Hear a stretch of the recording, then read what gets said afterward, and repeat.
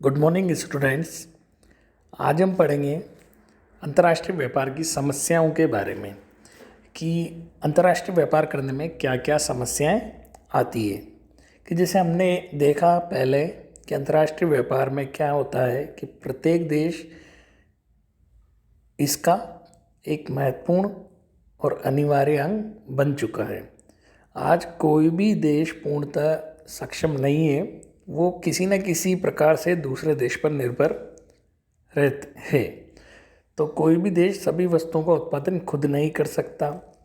अतः आज अंतर्राष्ट्रीय व्यापार श्रम विभाजन और विशिष्टीकरण के सिद्धांत पर आधारित होता है, जिसके अनुसार क्या होता है कि कोई भी देश सभी वस्तुओं का निर्माण न करके केवल कौन सी वस्तुओं का उत्पादन करेगा जिसमें उसे तुलनात्मक रूप से लागत कम आएगी, तो और जिसके उत्पादन करने के साधन उसके पास उपलब्ध होंगे उन वस्तुओं का वो उत्पादन करेगा। लेकिन अब अंतर्राष्ट्रीय व्यापार में क्या क्या समस्याएं आती है उनके बारे में हम देखते हैं यार। कि पहली समस्या तो इसमें आती है कि आयातकर्ता और निर्यातकर्ता के बीच में संपर्क की समस्या। ठीक, तो अंतर्राष्ट्रीय व्यापार में दो या दो से अधिक देशों के नागरिकों के बीच संपन्न होता है अंतर्राष्ट्रीय व्यापार, लेकिन उनमें पारस्परिक संपर्क आसानी से नहीं हो पाता। आज क्या है, भले ही सारे देशों में संचार के साधन बहुत विकसित हो गए, लेकिन फिर भी वे एक दूसरे के संपर्क में आसानी से नहीं आ पाते हैं। जैसे आयातक जो देश होता है उसको यह पता नहीं होता कि उसे जो वस्तुएं चाहिए वो उसको किस देश से में मिलेगी, और दूसरी तरफ जो निर्यातक देश होता है उसको भी यह पता नहीं होता कि उसके द्वारा जो वस्तु बनाई गई है वो अपनी वस्तु किस देश को बेच सकता है, यानी उसका क्रेता कौन सा देश है। तो पहली समस्या तो ये हुई। दूसरी समस्या जो इसमें आती है वो आती है विनिमय दरों में उच्चावनों की समस्या। कि जिस देश पर एक देश की मुद्रा दूसरे देश की मुद्रा में बदली जाती है उस दर को क्या कहेंगे, विदेशी विनिमय दर। तो ये सामान्यतः दो प्रकार की होती है, एक होती है स्थिर विनिमय दर और एक होती है परिवर्तनशील विनिमय दर।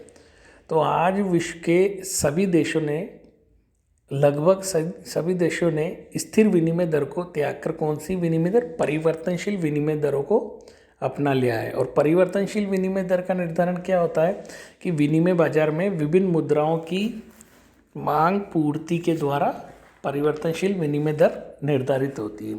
तो इन दरों में होने वाले जो भी उच्चावन है उससे अंतर्राष्ट्रीय व्यापार की प्रमुख समस्या आती है। इसमें आयातक और निर्यातक दोनों ही देशों के लिए जोखिम बनी रहती है। अंतर्राष्ट्रीय बाजारों में जो सौदों की तिथि और वास्तविक भुगतान की जो अवधि होती है उसमें काफ़ी लंबे समय का अंतर रहता है, और इन दोनों अवधि में जो विनिमय दर है अलग अलग हो सकती है।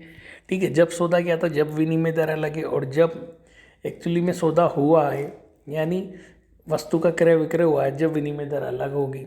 तो यह कुछ सीमा तक इन जोखिमों को अग्रिम विनिमय दर आदि द्वारा टाल भी सकते हैं। तो इसमें विनिमय दरों के उच्चारणों की समस्या का सामना करना पड़ता है। तीसरी इसमें समस्या आती है कि व्यापार नियंत्रण नीति संबंधी समस्याएं। तो प्राय सभी देशों में विदेशी व्यापार और विदेशी विनिमय पर सरकार का नियंत्रण बढ़ता जा रहा है। तो वर्तमान में किसी भी देश द्वारा स्वतंत्र व्यापार की नीति यानी फ्री ट्रेड पॉलिसी नहीं अपनाई जाती। सभी देश अपने घरेलू उद्योग जो उनके होते हैं उसको विदेशी कंपटीशन यानी विदेशी प्रतिस्पर्धा से बचाने के लिए एक तरह की संरक्षण नीति अपनाते हैं, जिससे उनके घरेलू उद्योग भी सुरक्षित रहें। जैसे विदेशी उत्पादों पर टैक्स लगा देना ज़्यादा, इस तरह की। तो इस नीति में क्या होता है कि जो आयात करने वाली वस्तुएं होती हैं उन पर टैरिफ लगा देते हैं, अभ्यंश यानी कोटा आदि प्रबंधन लगाए जाते हैं, जिससे आयातित वस्तुओं का मूल्य बढ़ जाएगा। और इस प्रकार जब एक देश दूसरे देश की वस्तु पर कर लगाता है तो दूसरे देश में क्या हो जाती है, फिर बदले की प्रवृत्ति भी आ सकती है, और वो भी फिर पहले देश पर की वस्तुओं पर टैक्स लगा सकता है। चौथी इसमें समस्या जो आती है वो है विनिमय नियंत्रण की समस्या। विनिमय नियंत्रण का जो अर्थ होता है वो विदेशी व्यापार में सभी प्रकार के प्रत्यक्ष एवं अप्रत्यक्ष सरकारी हस्तक्षेपों से है। जो भी विदेशी बाजार होता है यानी अंतर्राष्ट्रीय व्यापार होता है उसमें जो भी गवर्नमेंट का इंटरफेयर होता है, डायरेक्ट या इनडायरेक्ट, वो एक तरह का विनिमय नियंत्रण कहलाता है। इसके अंतर्गत क्या होगा कि पूंजी के आवागमन, विनिमय दर, उससे संबंधित सभी व्यवसाय को नियंत्रित किया जा सकता है। अभी आजकल वर्तमान में प्रत्येक देश अपने भुगतान असंतुलन को बैलेंस करने के लिए विनिमय नियंत्रण लागू कर देता है, यानी भुगतान संतुलन की स्थिति प्राप्त करने के लिए। भुगतान संतुलन क्या होता है? इसमें विदेशी मुद्रा का आना ज़्यादा है और जाना कम है, यानी निर्यात ज़्यादा हो और आयात कम हो। जब एक देश विदेशी विनिमय नियंत्रण लागू करता है तो बदले की भावना से दूसरा देश भी करेगा। तो एक समस्या इसमें यह भी आती है विनिमय नियंत्रण की। अगली समस्या इसमें आती है कि व्यापार की शर्तों के निर्धारण संबंधी समस्या। तो व्यापार की शर्तों से अभिप्राय किसी देश की वस्तुओं के उस अनुपात से हैं जिसके बदले दूसरे देश की कोई वस्तु क्रय की जा सकती है। दूसरे शब्दों में अगर अपन देखें इसको, तो व्यापार की शर्तें उस दर को कहेंगे जिस दर पर निर्यातों के बदले आयातों को क्रय किया जाता है। तो अगर व्यापार की शर्तें अनुकूल प्रतिकूल दोनों तरह की हो सकती है। यदि एक देश के निर्यात अधिक हैं और आयात कम है तो उस देश की व्यापार शर्तें अनुकूल होगी, और अगर निर्यात कम है और आयात अधिक है तो व्यापार शर्त प्रतिकूल होगी। तो अंतर्राष्ट्रीय व्यापार में की सबसे बड़ी समस्या व्यापार की शर्तों का निर्धारण करना होता है। ये शर्तें वस्तु की किस्म, मूल्य निर्धारण, भुगतान की विधि, आयात निर्यात संबंधी अन्य खर्चों को वहन करना आदि से संबंधित हो सकती है। अगली समस्या आती है इसमें वस्तु की पैकिंग से संबंधित समस्याएं। अंतर्राष्ट्रीय व्यापार में वस्तु की पैकिंग संबंधी समस्याएं भी आती है। जिसे आयातकर्ता और निर्यातकर्ता के बीच सौदा निर्धारित हो जाता है, उसके बाद में वस्तु को निर्मित करना और आयातकर्ता के देश तक पहुंचाना होता है। तो जब वस्तुओं का उत्पादन होता है तो उसे क्या उद्योगों से जहाज़ों तक पहुंचाया जाता है, फिर उसके बाद जहाज़ों पर चढ़ाया जाता है, फिर उसके बाद निर्यातक देश जो भी आयातक देश है उनके वहाँ वो सामान उतारा जाता है। तो वहाँ से उस वस्तु को ट्रक वगैरह से गोदामों में पहुँचाया जाता है। तो इन सभी क्रियाओं में वस्तुओं को कई बार उतारा और चढ़ाया जाता है, जिससे अगर इनकी पैकिंग अच्छी नहीं होगी तो वस्तु टूट फूट सकती है। इसलिए एक समस्या इसमें पैकिंग की भी आती है, और पैकिंग से उसकी लागत भी बढ़ जाती है वस्तु की। अगली समस्या आती है इसमें परिवहन संबंधी समस्याएं, कि आंतरिक व्यापार में तो परिवहन के साधन जैसे रेल से पहुंचा सकते हैं, सड़क से पहुंचा सकते हैं, वायु, जल लेकिन अंतर्राष्ट्रीय व्यापार में दो ही तरह के साधन होते हैं, या तो आप जल परिवहन से, जहाज़ों से, या फिर वायु परिवहन से। तो अंतर्राष्ट्रीय व्यापार में परिवहन की समस्या भी होती है एक तरह की।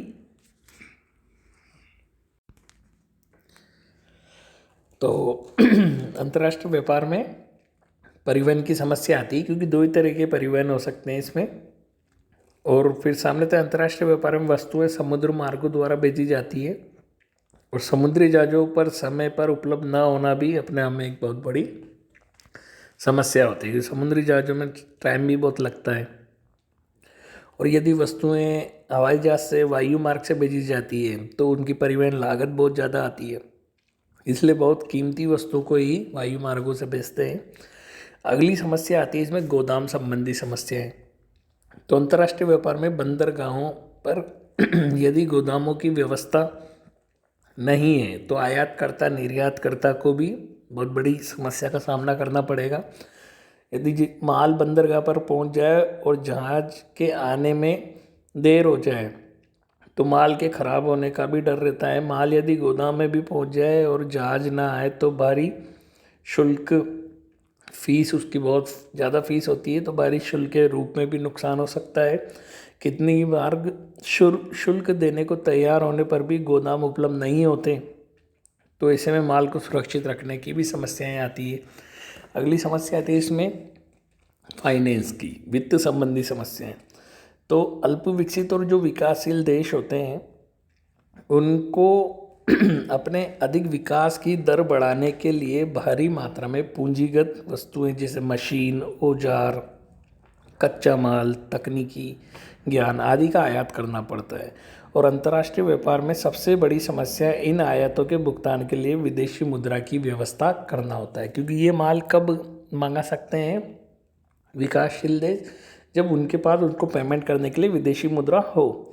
तो जो इन देशों के पास उपलब्ध नहीं होगी अगर विदेशी मुद्रा, तो उनके लिए समस्या उत्पन्न हो जाएगी। तो इसके लिए या तो विकासशील जो देश हैं वो इन देशों को माल उधार में भेजे, या कोई वित्तीय संस्था इनको विदेशी मुद्रा साख के रूप में प्रदान करे, या फिर ये लोन ले। जो भी फाइनेंस कंपनियां होती है फॉरेन इन्वेस्टमेंट की, और आयातकर्ता निर्यातकर्ता के आपस में कोई परिचय नहीं होता, अतः वह किसी भी प्रकार का जोखिम नहीं उठाना चाहेगा अगर, और नगद सौदे ही उत्पन्न होते हैं इन कामों में। अगर मान लो उसको उधार नहीं मिला सामान, तो उसको नगद ही खरीदना पड़ेगा आयातक देश को। वैसे इन समस्याओं के हल के लिए जो अंतर्राष्ट्रीय स्तर पर कई तरह की संस्थाएं काम कर रही है, जैसे आयात निर्यात बैंक, एक्जिम, विश्व बैंक, अंतर्राष्ट्रीय मुद्रा कोष, IMF, निर्यात सहायक गारंटी निगम, स्वीकृति आदि तरह की संस्थाएं फाइनेंस की समस्या को दूर करने के लिए काम कर रही है। अगली समस्या इसमें आती है राशि पतन की समस्याएं, जो डंपिंग की प्रॉब्लम होती है। अंतर्राष्ट्रीय व्यापार में राशि पतन भी एक तरह की बहुत बड़ी समस्या होती है। राशि पतन के अंतर्गत एक देश अपनी वस्तु का विक्रय उसकी लागत से भी कम मूल्य पर कर देता है, यानी उसकी किसी देश को अपने निर्यात बढ़ाने हैं और दूसरे देश का मार्केट ख़त्म करना है, दूसरे देश की वस्तु का मार्केट ख़त्म करना है, तो वो क्या करेगा, लॉस में भी अपनी वस्तु को बेच देगा, यानी उसकी मूल्य इतना कम कर देगा कि दूसरे की वस्तु उसकी तुलना में महंगी रहेगी। तो इसका उद्देश्य क्या होता है, तो इसका जो उद्देश्य होता है राशि पतन का, वो इसका मुख्य उद्देश्य क्या होता है कि विदेशी बाजार में अपना एक तरह का एकाधिकार स्थापित करना और जो प्रतियोगिता होती है उसको ख़त्म करना। तो राशि पतन करने से जो हानि होती है उसकी क्षतिपूर्ति वह क्या करेगा, देशी बाजार में अधिक मूल्य वसूल करके प्राप्त कर लेता है।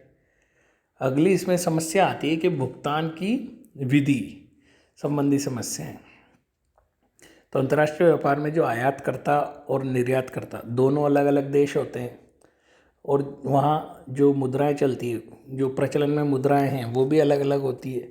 आयातकर्ता अपने देश की मुद्रा में भुगतान करना चाहेगा, वहीं निर्यातकर्ता अपने देश की मुद्रा में भुगतान प्राप्त करना चाहेगा।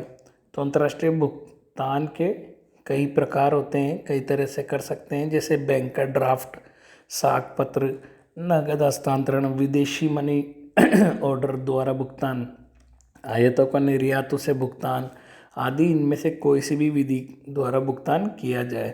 तो ये थोड़ी समस्या आती है पेमेंट की भी इसमें। अगली इसमें समस्या आती है कि क्षेत्रीय गठबंधनों की समस्या। अंतर्राष्ट्रीय व्यापार में क्षेत्रीय गठबंधन की समस्या भी एक बड़ी समस्या बनाई गई है अभी, कि कुछ देशों ने मिलकर आपस में संगठन बना लिए हैं, वे आपस में ही आयात और निर्यात करते हैं और गैर सदस्य देशों के साथ व्यापार करने में वो टैक्स लगा देते हैं, जैसे तटकर लगा देंगे, अभियंश यानी कोटा लगा देंगे, आदि तरह का लगा दिया जाता है। जैसे यूरोपीय यूनियन है, दक्षिणी अमेरिकी देशों की कस्टम यूनियन होती है, दक्षिण पूर्वी एशियाई संघ होता है। तो इस तरह के संगठनों के कारण अंतर्राष्ट्रीय व्यापार के विकास में भी थोड़ी बाधा उत्पन्न हो चुकी है। अगली समस्या आती है इसमें राजनीतिक संबंधी समस्याएं। तो अंतर्राष्ट्रीय व्यापार में क्या है कि दो देशों के बीच में राजनीतिक संबंध भी व्यापार को प्रारंभ करते हैं। अगर उनके संबंध बिगड़ गए तो अंतर्राष्ट्रीय व्यापार में भी क्या हो जाएगी, रुकावटें आ जाएगी। वो जैसे फिर आयातों पर प्रतिबंध, निर्यातों पर टैक्स लगाने लग जाएंगे, तो विदेशी विनिमय पर नियंत्रण लगाए जाएंगे। कभी कभी राजनीतिक कारणों से परस्पर युद्ध और झगड़ों में उलझे देशों को माल भेजने मंगाने संबंधी नियंत्रण भी कड़े कर दिए जाते हैं। तो ये हुए हमारे आज के अंतर्राष्ट्रीय व्यापार में आने वाली समस्याएं। अब इन समस्याओं को अपने नेक्स्ट लेक्चर में हम इन समस्याओं को दूर करने के उपायों के बारे में देखेंगे।